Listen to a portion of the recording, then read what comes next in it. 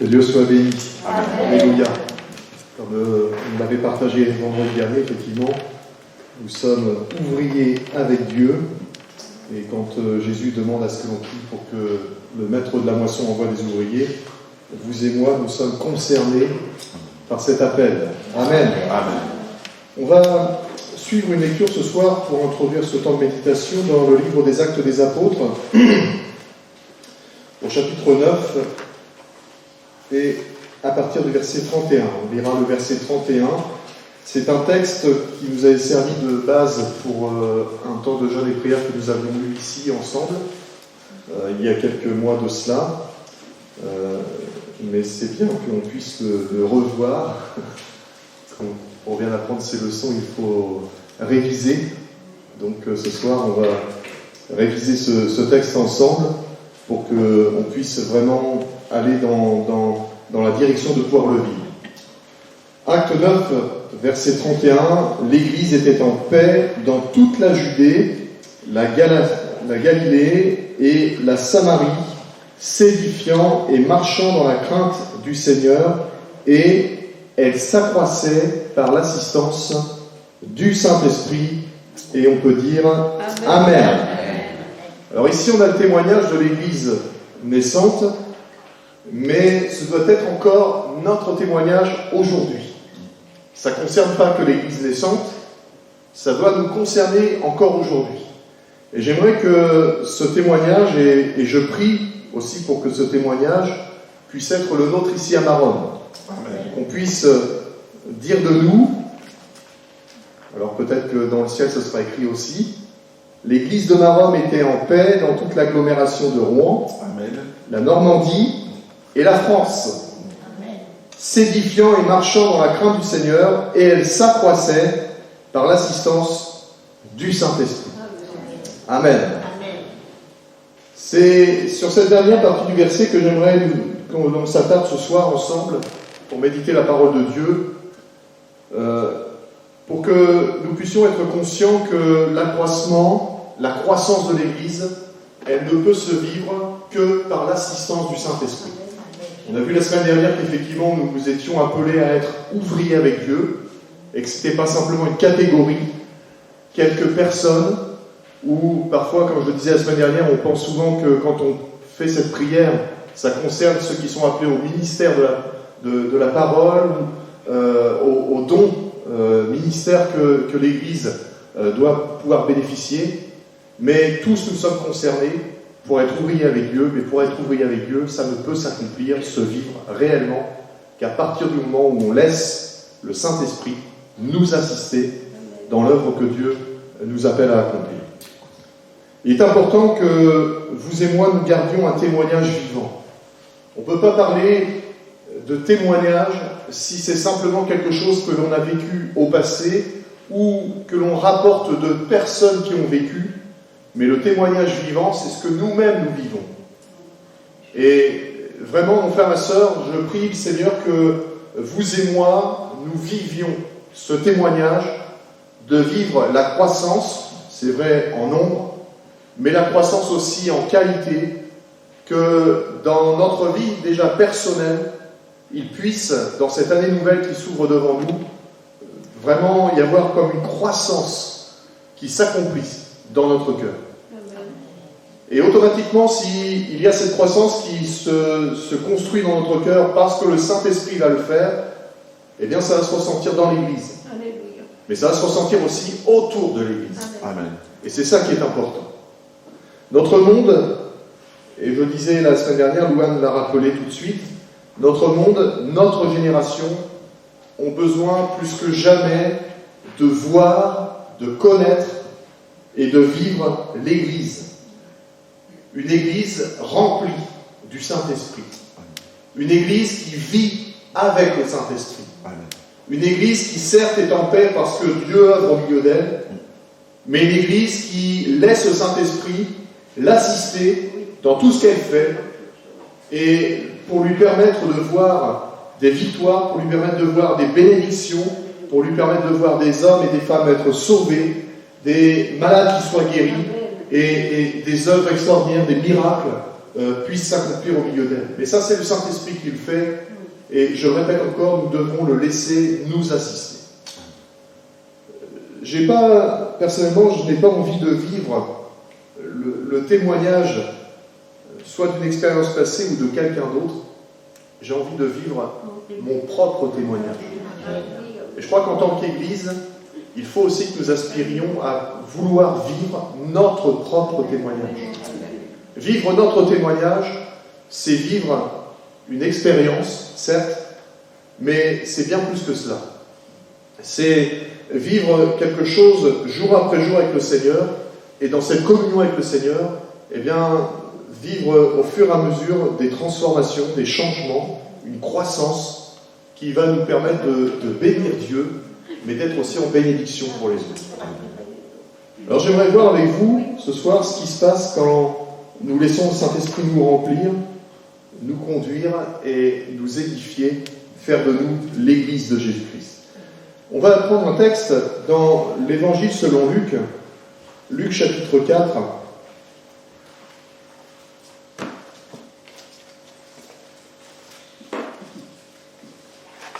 Luc chapitre 4, verset 1er.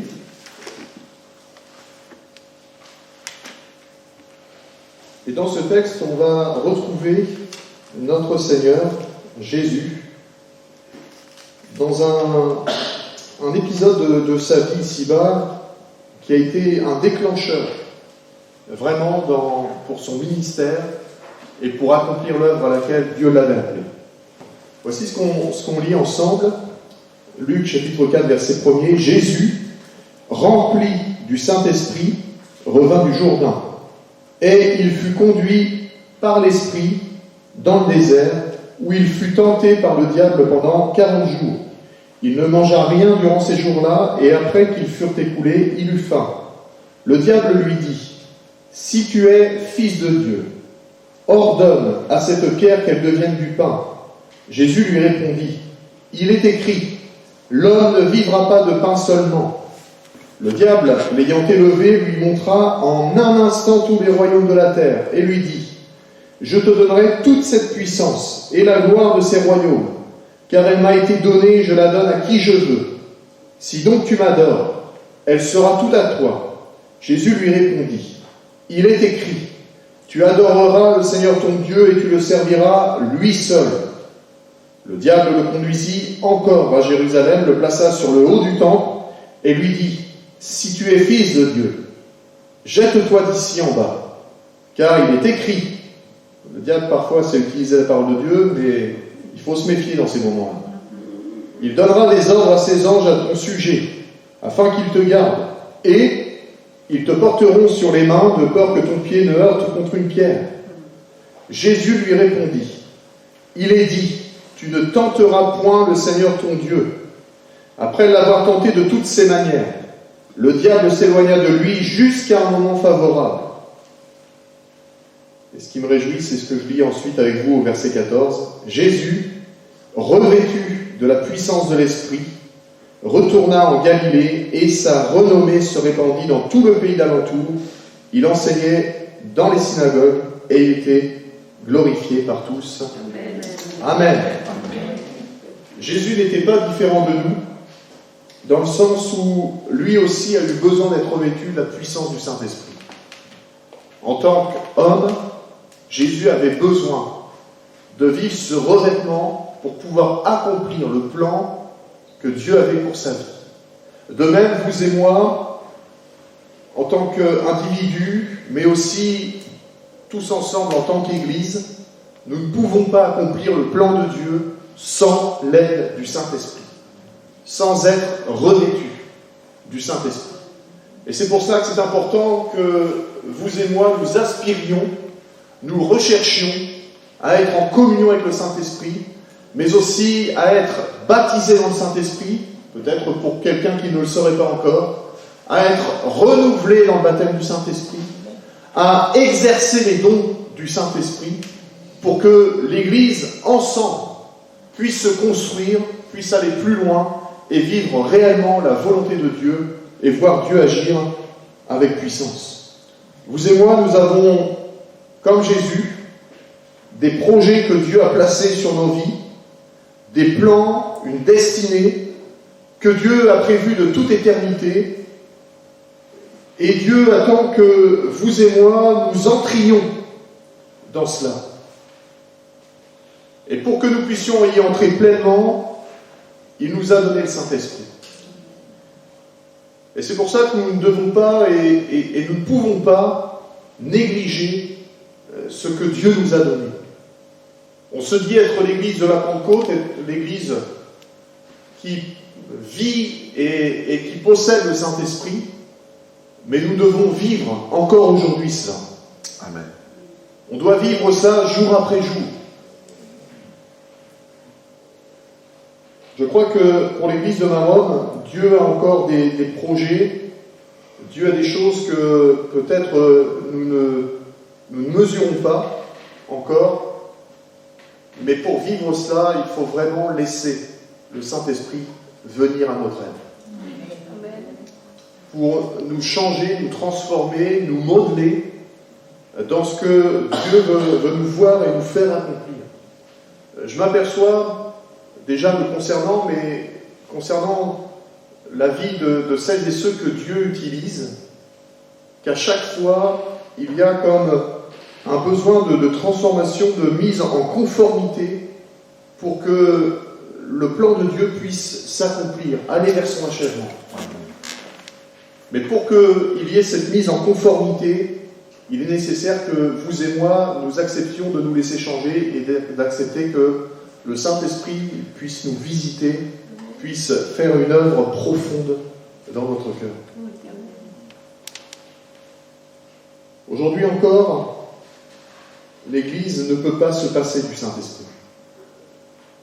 On peut vivre une vie d'Église en ayant des activités, en faisant de bonnes œuvres, en ayant des bons cultes, une bonne musique.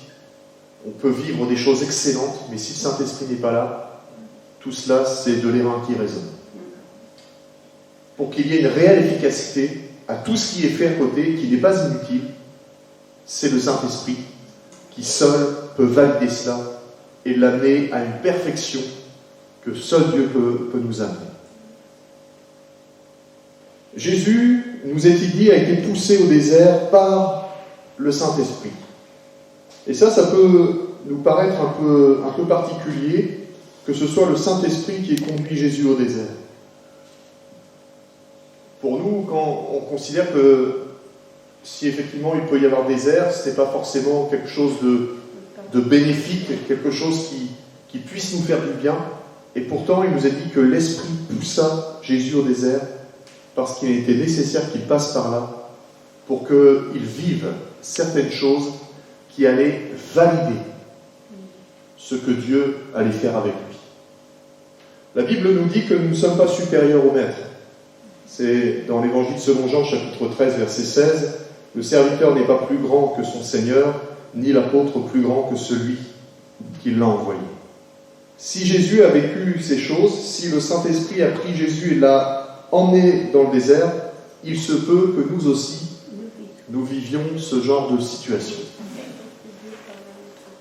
Et ne soyons pas étonnés que parfois, quand nous choisissons d'aller plus loin avec le Seigneur, de laisser le Saint-Esprit faire, que finalement le Saint-Esprit lui-même nous pousse comme dans un retranchement, comme dans une contrée, un endroit où finalement il n'y a plus d'autre appui que Dieu seul. Jésus lui-même a eu besoin de vivre cela. On pourrait se dire, mais c'est Jésus et lui était supérieur à nous. Mais en tant qu'homme, il a eu besoin de passer par ce chemin. Ce qui m'amène à considérer que, personnellement, mais aussi communautairement, le Saint-Esprit peut parfois nous amener à passer par des situations, des sortes de déserts, dans lesquels vous et moi, nous allons être testés pour approfondir notre vie, notre communion avec le Saint-Esprit, parce que le but, c'est de vivre ce que Jésus a vécu. À la sortie du désert, Jésus, revêtu de la puissance de l'Esprit, retourna en Galilée et sa renommée se répandit partout. Amen. Et la gloire de Dieu fut manifestée. L'Église qui est remplie du Saint-Esprit, comme Jésus à coup sûr connaîtra un ou plusieurs passages dans le désert. Donc ne soyons pas étonnés si peut-être à l'aube de tous ces beaux et glorieux projets que Dieu a pour nous, eh bien nous vivions ces moments un peu particuliers où le diable se fait un plaisir de venir nous rencontrer. Alors, soit pour nous tenter, ou soit pour essayer de nous faire tomber. Et c'est souvent dans les moments où nous nous trouvons comme isolés, mis à part, que le diable va mettre tout en œuvre pour essayer qu'il y ait une coupure dans cette relation entre Dieu et nous. Et comme il l'a fait avec Jésus, parfois même jusqu'à utiliser les paroles mêmes de Dieu pour nous amener dans une incompréhension de ce qu'est la réelle volonté de Dieu. Mais Jésus, rempli du Saint-Esprit, allant avec le Saint-Esprit dans le désert, va être en mesure de pouvoir laisser la parole de Dieu à nouveau jaillir en lui et pouvoir être pour lui un moyen de défense et de résistance face à ce que le diable voulait faire contre lui. À quoi sert donc le désert et quel est son but? Jésus a été tenté dans le désert pour être éprouvé face au tentateur dans le seul but de certifier sa foi, de certifier son caractère, de certifier sa nature et de certifier aussi son autorité. Et une fois que les choses ont été certifiées avec l'assistance du Saint-Esprit, eh bien, revêtu du Saint-Esprit, il est entré pleinement dans ce que Dieu attendait de lui. Et le succès a été au rendez-vous. Vous et moi, mon frère, ma sœur, nous ne passons pas par des chemins différents. Pour connaître vraiment la puissance de Dieu qui s'accomplit dans nos vies, nous devons automatiquement aussi passer par ce chemin-là. Ce qui fait que nous pourrons être confrontés directement au tentateur.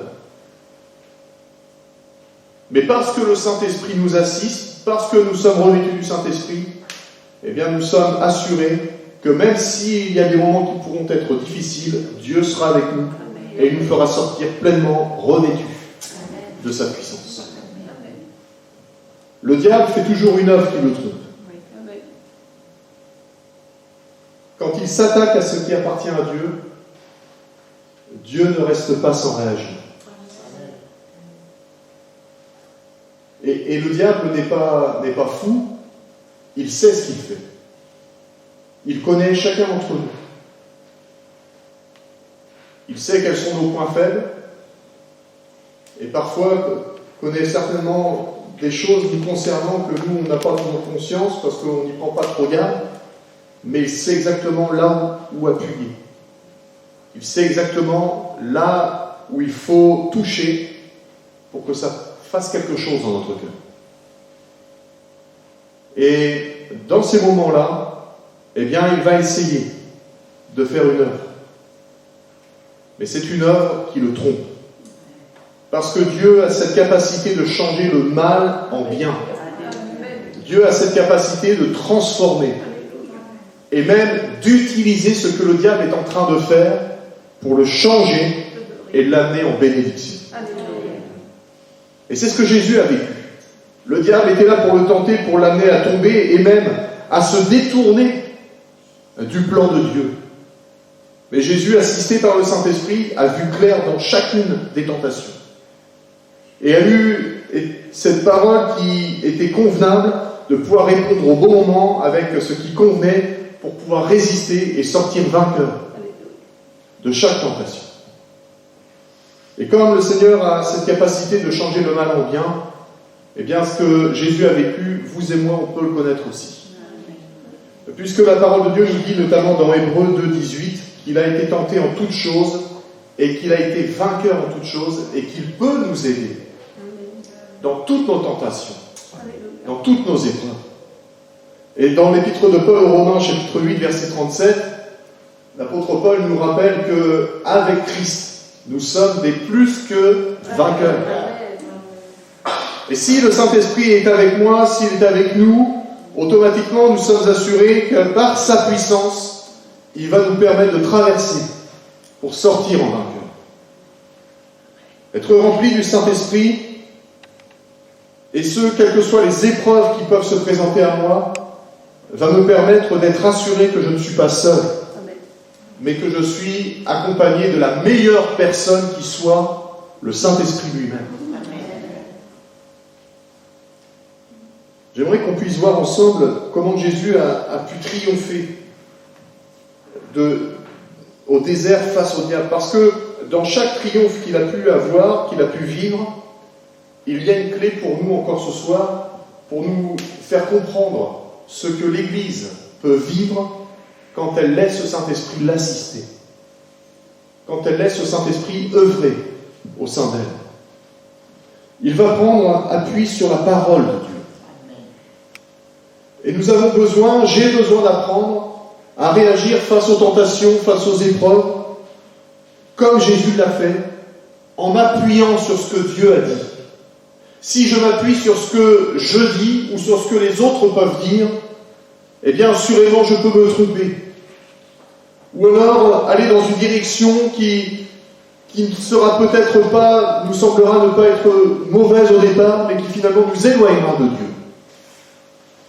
Nous avons besoin, j'ai besoin, en m'appuyant sur la parole de Dieu, d'être conduit jour après jour.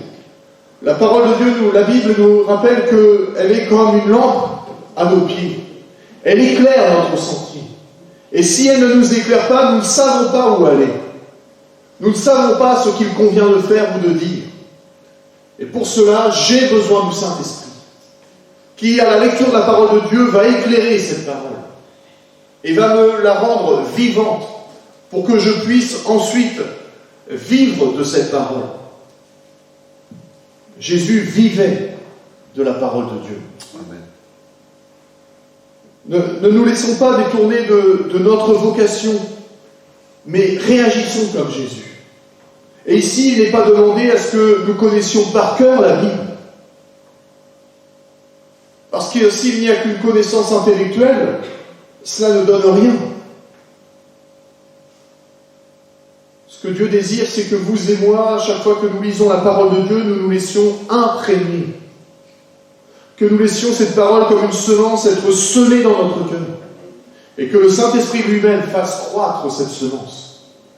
Pour qu'au moment donné, le Saint-Esprit nous rappelle ce que Dieu lui-même a dit. Parce que ce que Dieu a dit est vérité. Il y a vraiment des clés puissantes dans ce que Jésus a vécu ici au désert. Et la première clé, c'est la parole de Dieu. Le Saint-Esprit veut opérer en nous vraiment un attachement à la parole de Dieu. Moi, le premier, j'ai besoin de plus en plus d'aimer la parole de Dieu. Notre nature, parfois, nous joue des tours. Et notre nature, si nous l'écoutons, il y a des moments où on n'a pas envie de lire la parole de Dieu. Mais j'ai besoin de laisser cette nouvelle nature que le Saint-Esprit fait en moi, œuvre en moi, de prendre autorité pour que le Saint-Esprit m'aide à aimer la parole de Dieu et à m'en nourrir jour après jour. Et quand on la lit, quand on la croit, quand on la vit, c'est là qu'elle devient esprit et vie. Sinon, elle demeure une lettre morte. Et cette première clé que vous et moi on peut vivre dans l'Église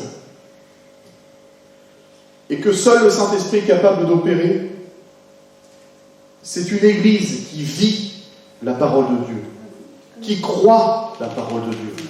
Pas simplement qui professe, qui proclame des paroles, mais qui les proclame tout en les vivant. Qui, lorsqu'elle passe par des moments difficiles ou qu'elle soit dans des moments faciles, ce que Dieu a dit est pour elle vérité. Et c'est une parole alors qui s'accomplit. La parole de Dieu, c'est une arme qui est invincible. La parole de Dieu, elle nous permet d'avancer, d'aller plus loin, d'ouvrir des portes, d'ouvrir des champs nouveaux et de remporter des victoires. Amen. Elle est comme une épée à double tranchant, capable de séparer ce que l'être humain, même le diable, ne peut pas faire. Mais la parole de Dieu est puissante. Et le Saint-Esprit la rend puissante. Le monde qui nous entoure a besoin d'une Église qui vit la parole de Dieu et qui croit la parole de Dieu. La deuxième clé, elle nous est donnée lorsque le diable va essayer de tenter Jésus en détournant l'adoration qui doit être donnée à Dieu. Elle nous amène à considérer que lorsque nous sommes assistés du Saint-Esprit, le Saint-Esprit transforme nos cœurs pour faire de nous des vrais adorateurs. Pas des hommes et des femmes qui adorent un Dieu qu'ils ne connaissent pas, mais le Saint-Esprit fait de nous des hommes et des femmes qui apprennent à connaître le Dieu qu'ils honorent, le Dieu qu'ils adorent, le Dieu qu'ils révèrent. Et quand le Saint-Esprit fait de nous des adorateurs, ce n'est pas pour que nous devenions des pharisiens, mais c'est pour que nous soyons des publicains, qui, devant la face de Dieu, reconnaissent qui ils sont, et reconnaissent la sainteté de Dieu et la grâce que Dieu nous fait d'être acceptés en lui. Quand on devient comme ces pharisiens, eh bien on apporte une adoration qui finalement ne touche plus le cœur de Dieu, mais donne simplement un peu d'honneur à notre propre moi. On se rappelle de la parabole de Jésus, quand il parlera de ce pharisien et de ce publicain qui se présente devant Dieu. Le seul qui a eu l'assurance de repartir avec la faveur de Dieu, c'est le publicain qui se frappait la poitrine à cause de son péché, mais qui est venu pour donner la gloire à Dieu. Et cette deuxième clé que le Saint-Esprit veut nous communiquer, veut nous donner, veut nous faire vivre, c'est de faire une Église qui adore Dieu, en esprit et en vérité. Une Église qui est comme un peuple vainqueur, joyeux, béni, qui est rempli, qui honore le Seigneur des Seigneurs, le Roi des Rois, qui lorsqu'elle se rassemble, eh bien, est consciente de qui est là avec elle. Qui, lorsqu'elle s'approche dans la prière, dans la louange, dans l'adoration, sait que Dieu est là. Et que Dieu est grand, que Dieu est puissant, que Dieu est majestueux. Et qu'elle lui rend tout l'honneur, toute la gloire, toute l'adoration qui lui est due. Et seul le Saint-Esprit peut nous amener dans cette considération, dans ce regard de Dieu, pour que nous comprenions qui est Dieu, mais que nous comprenions aussi qui nous sommes. Que nous sommes des êtres imparfaits, parfois même impurs, et que nous avons besoin que le sang de Jésus nous recouvre, pour pénétrer dans la présence de celui qui est très saint. Il y a cette troisième clé que Jésus a vécue et que Dieu désire que l'Église vive aussi, c'est celle de l'obéissance à la volonté de Dieu. Le Saint-Esprit est vraiment une personne équilibrée. Et il veut nous conduire dans l'équilibre parfait de l'obéissance à la volonté de Dieu. On sait que la volonté de Dieu, elle est bonne, elle est parfaite, elle est excellente, même si nous n'en comprenons pas toujours tous les aspects. Je ne sais pas pour vous, mais moi je ne comprends pas toujours la volonté de Dieu. Il y a des choses qui m'échappent. Mais Dieu attend de nous que nous lui fassions confiance. Et le Saint-Esprit veut nous amener à vivre dans cette dépendance, dans cette obéissance à la volonté de Dieu. Et Jésus, en tant qu'homme, a été tenté dans le fait de désobéir à la volonté de Dieu. Mais il a réajusté les choses, assisté par le Saint-Esprit, pour se soumettre lui-même à la volonté du Père. L'obéissance à la volonté de Dieu, elle nous permet de toujours sortir vainqueur. sans avoir failli, sans avoir échoué dans l'accomplissement de ce que Dieu voulait à notre égard.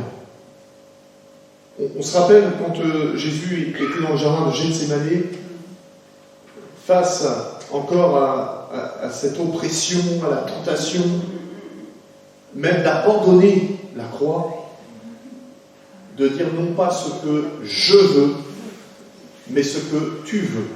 Le diable a essayé dès le départ du ministère de Jésus de le faire dévier de la volonté de Dieu en l'amenant dans la désobéissance.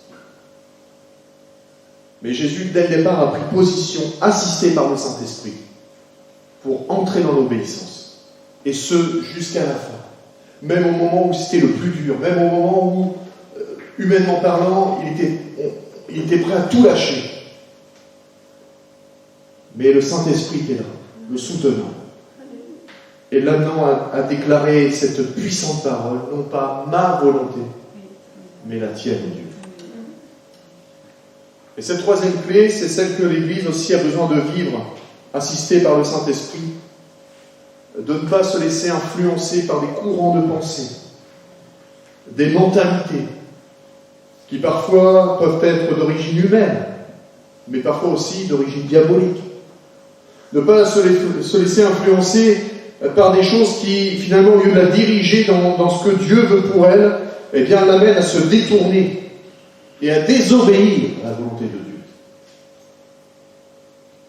Mais plutôt que vous et moi, composons l'Église, on puisse agir dans l'obéissance et se laisser influencer, se laisser diriger par le Saint-Esprit pour amener toute parole de notre Dieu en obéissance dans notre cœur.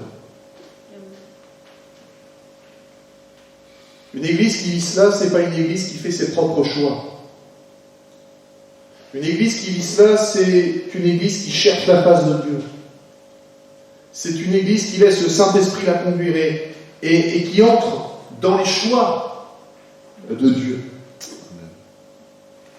C'est une église qui ne cherche pas à faire sa propre volonté, à vivre les choses comme elle a envie ou qu'elle les a déjà vécues, mais qui cherche la face de Dieu pour savoir ce qu'est la réelle volonté de Dieu pour son présent et son avenir.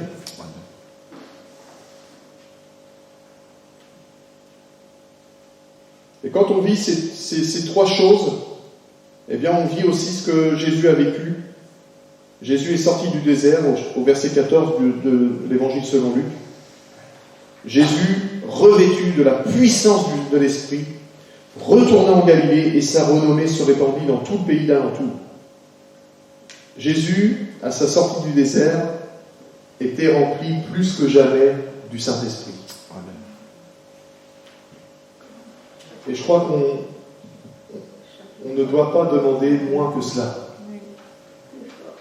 C'est possible, mon frère et ma sœur, d'être revêtu pleinement du Saint-Esprit. Amen.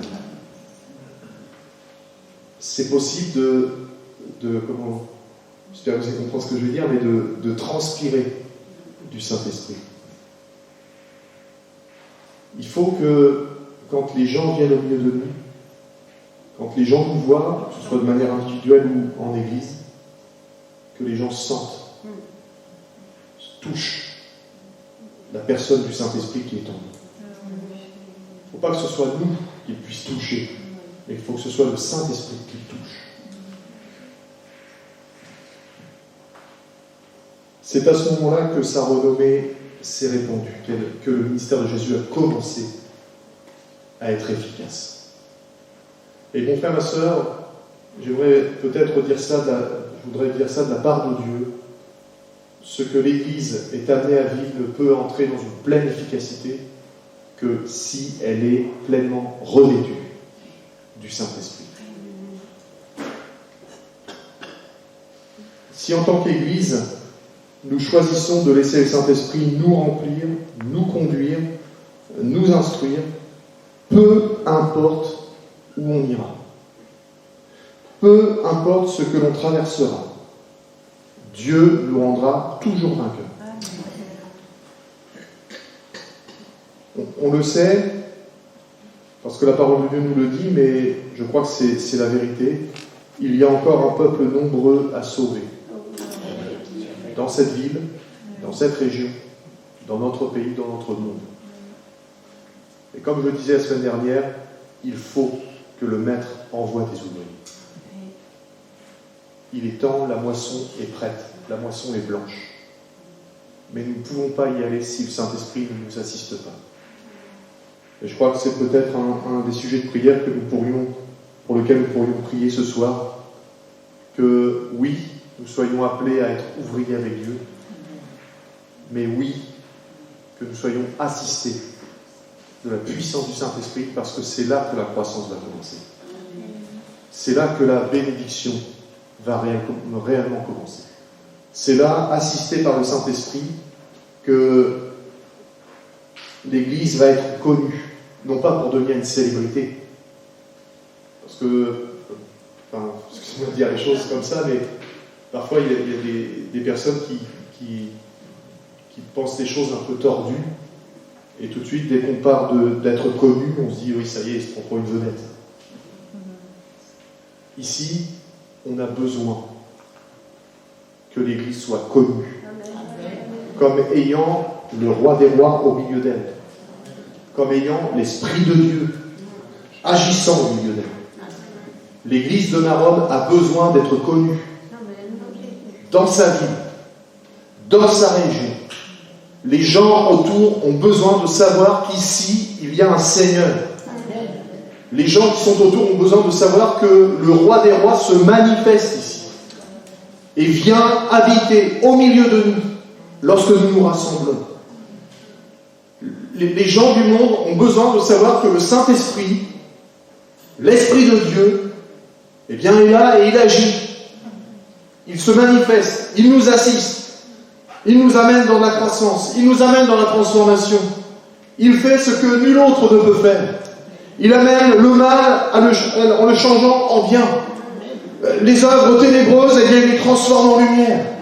Ce que le diable est en train de faire dans la vie des gens, eh bien, les gens venant au contact du Saint-Esprit sont transformés, changés, ne connaissent plus les angoisses ni les peurs. Ça, c'est l'œuvre du Saint-Esprit. Alors j'aimerais ce soir qu'on puisse prier peut-être dans ce sens, en abordant d'autres sujets. Je vais laisser le soin à mon frère Dieudonné de conduire ce temps de prière, mais que l'on puisse laisser le Saint-Esprit nous assister. Et moi, le premier, j'ai besoin que le Saint-Esprit m'assiste, parce que sans lui, je ne suis rien. Seigneur, merci pour ta parole. Et viens nous aider, mon Dieu. Viens nous aider à te laisser faire, à te laisser agir, à te laisser nous transformer, à te laisser nous sanctifier, nous purifier.